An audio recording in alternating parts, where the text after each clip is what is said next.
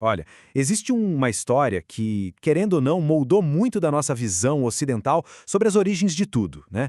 Hoje a gente vai mergulhar fundo no livro de Gênesis, especificamente no capítulo 2, para a gente entender, sabe, tintim por tintim, como é contado em detalhes a criação da humanidade e do seu primeiro lar.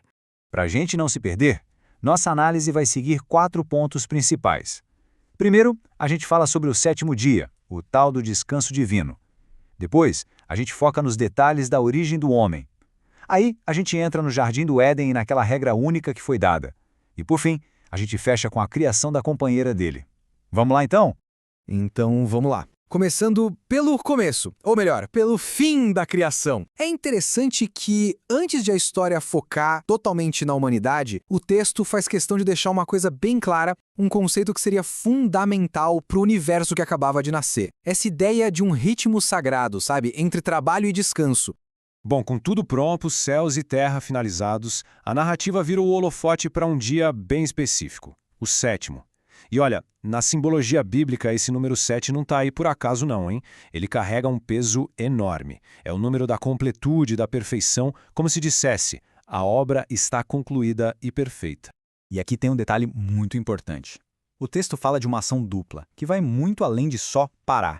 Não era só um descanso. Esse dia foi abençoado e santificado. O que isso quer dizer? Quer dizer que ele foi separado, colocado num lugar especial, sagrado, justamente porque ele marcava o ponto final daquela baita obra que foi a criação. Agora é como se a câmera mudasse de lente. A gente sai daquela visão panorâmica, cósmica e dá um zoom, um close-up bem focado na criação do primeiro ser humano. A história meio que volta um pouquinho para contar essa parte com muito mais detalhe.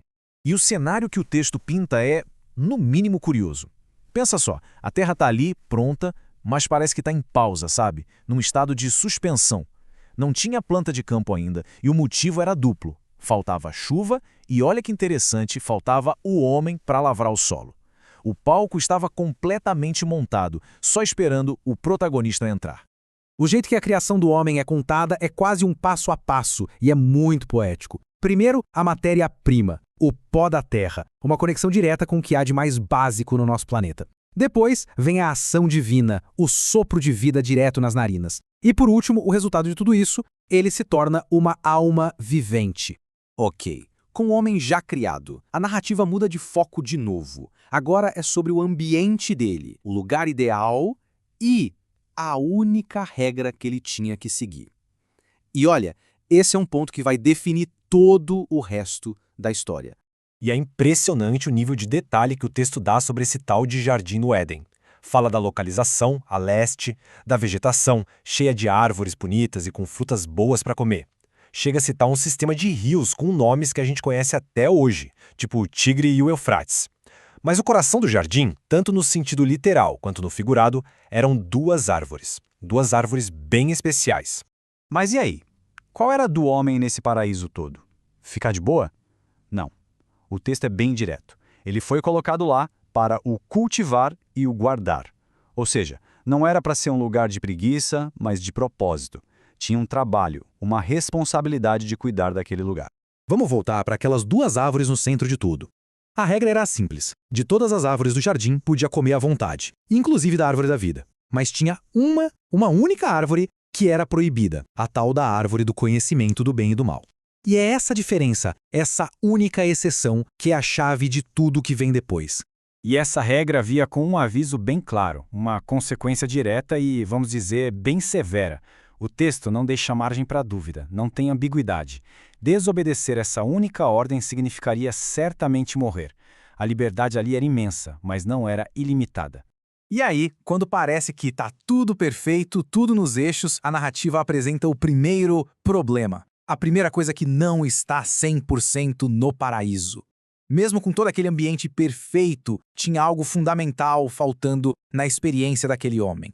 É a primeira vez em toda a história da criação que a gente ouve a frase "não é bom". E o que não era bom? A solidão do homem. Essa constatação é o que dá o pontapé inicial para o último ato de criação que a gente vê nesse capítulo, que é justamente focado em resolver esse problema.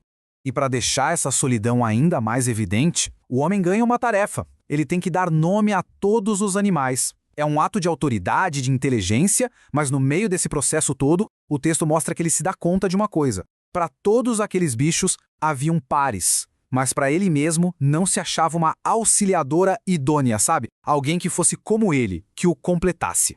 A solução para isso é descrita de um jeito que é quase cirúrgico e, ao mesmo tempo, super simbólico. Primeiro, um sono muito pesado cai sobre o homem. Depois, uma das suas costelas, ou seja, uma parte dele mesmo, é retirada. E por fim, essa costela não é só usada, ela é construída, transformada em um novo ser, a mulher. E a reação do homem ao vê-la é... Uau! É um reconhecimento imediato, cheio de alegria. Ele não olha para ela como alguém estranho, mas como, literalmente, uma parte dele. Aquela famosa frase, osso dos meus ossos e carne da minha carne, é a maior declaração possível de conexão, de identidade compartilhada. E a partir dessa história da criação da mulher, que o texto estabelece um princípio que vai ecoar por milênios. A união de um casal é apresentada como a formação de uma nova unidade. Uma coisa tão forte e tão profunda que é descrita como algo que supera até mesmo o laço com os pais. Os dois se tornam uma só carne. O capítulo se encerra com uma imagem muito poderosa, de inocência e transparência total. Diz o texto que o homem e sua mulher estavam nus e não sentiam vergonha. Havia uma harmonia perfeita. E isso deixa a gente com aquela pergunta no ar, que já é o gancho perfeito para o que vem a seguir. O que, afinal, poderia quebrar esse estado de inocência?